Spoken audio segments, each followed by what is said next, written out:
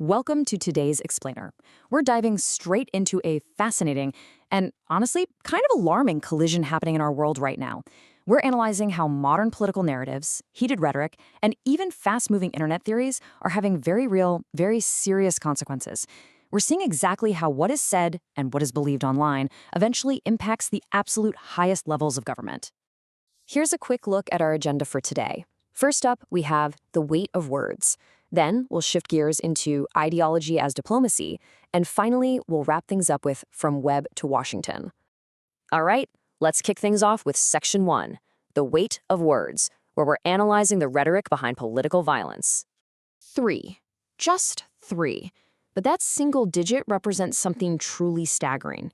With a man named Cole Allen recently being charged, there have now been 3 serious assassination attempts made on Donald Trump's life. It's a sobering figure, and it's immediately sparked this fierce nationwide debate in Washington and really everywhere else about the sheer power of political speech and where exactly we draw the line. So, in the wake of these events, what are people saying? Well, conservatives, including folks like Caroline Leavitt, are drawing a very direct, undeniable line between the severe language used by political opponents and these shocking acts of violence. The core argument here is that the Democratic Party and left-wing media haven't just framed Donald Trump as a regular political rival, but literally as an existential threat to the foundation of democracy itself. They point to the frequent use of heavy labels like fascist or even direct comparisons to Hitler. For the conservative base, this resonates deeply. They argue that when the public consumes these incredibly extreme words for years on end, mentally perturbed individuals start to process them as absolute truth. And ultimately, they feel a distorted sense of patriotic duty and they're inspired to take violent, real-world action. To show what they mean by this normalization of hostility, analysts point straight to pop culture. Take late-night host Jimmy Kimmel, for instance, who joked about Melania Trump having a glow like an expectant widow.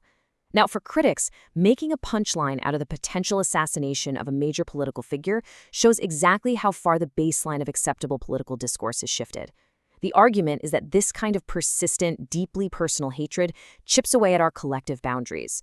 It creates an environment where extreme actions begin to feel normalized or even just expected as part of the daily political entertainment cycle. But to truly understand this moment, we really have to look through a broader historical lens.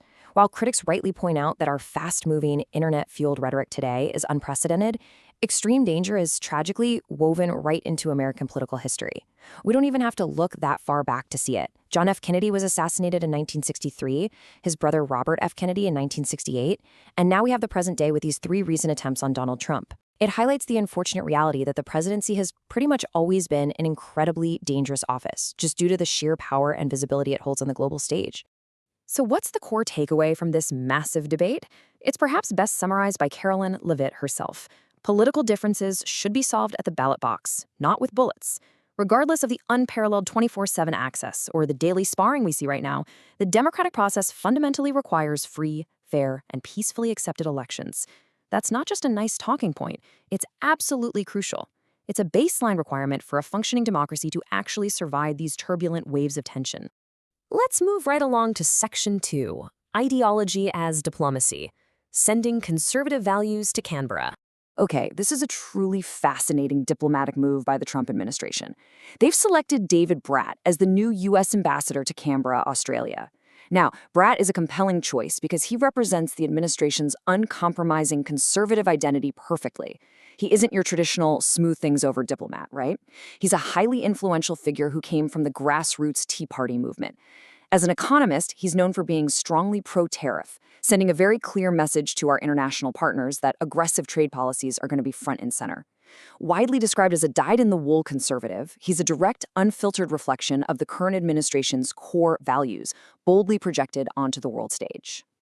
To give you a sense of just how deep Brat's conservative roots go, we just need to look at his recent time at Liberty University. If you don't know it, this is an institution widely known as one of the most fundamentally conservative campuses in the entire United States. We're talking a completely dry Christian campus with extraordinarily strict rules. They even forbid fraternization outside the strict biblical definition of marriage.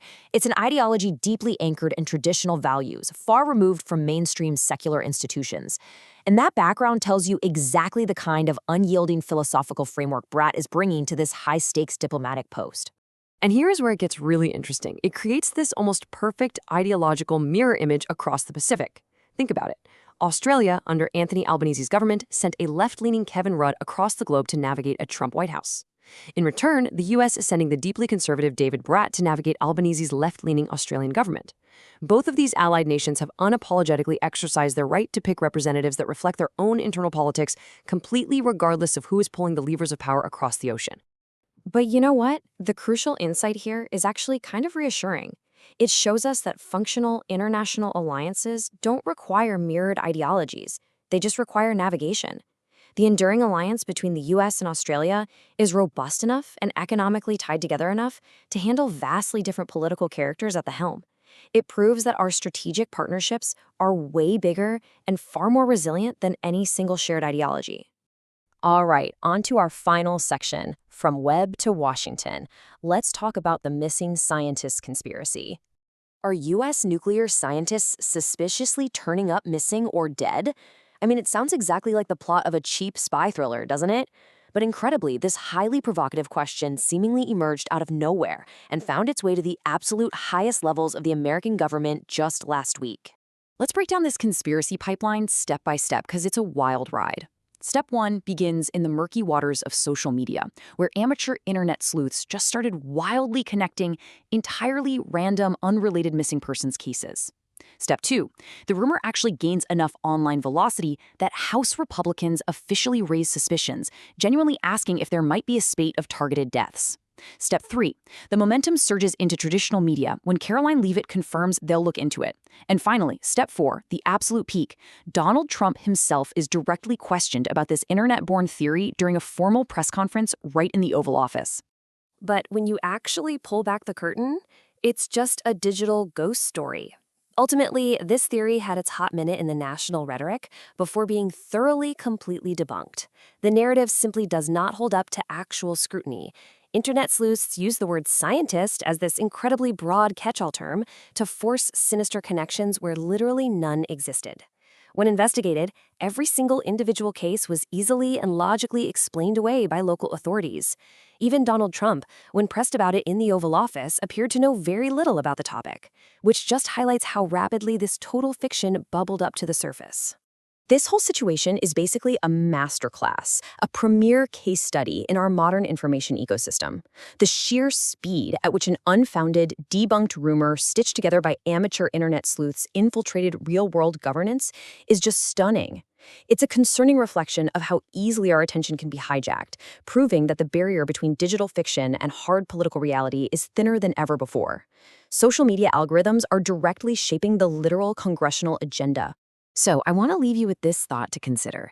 In a world where late-night jokes inspire genuine outrage, where diplomatic postings serve as ideological weapons, and where internet sleuths can literally set the congressional agenda, how will you choose to navigate the political noise?